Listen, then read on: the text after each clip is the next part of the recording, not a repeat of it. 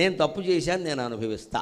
ఈ ఆలోచన, ఈ పశ్చాత్తాపమే మొగాడినైనా ఆడదాన్నైనా కాపాడుతుంది. ఊరికే చేసామా, నేను ఒక్కడనే చేశానా, మీ నాన్న చేయలేదా, మీ అన్నయ్య చేయలేదు, ఈ దండకాలన్నీ అనవసరం. ఇక్కడ ప్రతివాడు చదివేది ఈ దండకం. నేను ఒక్కడనే తాగానా, మీ అన్నయ్య తాగలేదా, మా నాన్న తాగలేదా, ఇది వాళ్ళందరూ తాగితే మనం తాగడం రైటా? 1,000,000 మంది చేసినా తప్పు పనేనండి. జనాన్ని బట్టి లెక్కెడతారండి. మంచి పని చెడ్డ పని 1,000,000 మంది చేసినా తప్పు పని. ఒక్కడే చేసినా మంచి పని. సంఖ్యని బట్టి కాదండి. ఇప్పుడు ఒక్కడే చేయొచ్చు. ఊరందరూ చేయని పని ఒక్కడే చేస్తే అది మంచి పనే.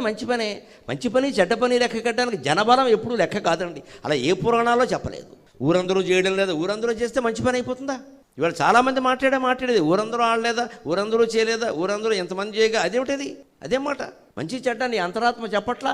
తాబేలుకి అది ఏదైనా ప్రమాదం ఎదురైంది అంటే 4 కాళ్ళు తల లోపలికి పెట్టేసుకుని ఆ డెప్పలో సురక్షితంగా ఉంటుంది. ఇంకక్కడ ఆ డెప్పలో వెళ్ళిపోతే దానికి బ్లాక్ క్యాట్ కమాండోల మధ్యలో ఉన్నట్టే. దాన్ని ఎవరూ ఏం చేయలేరు.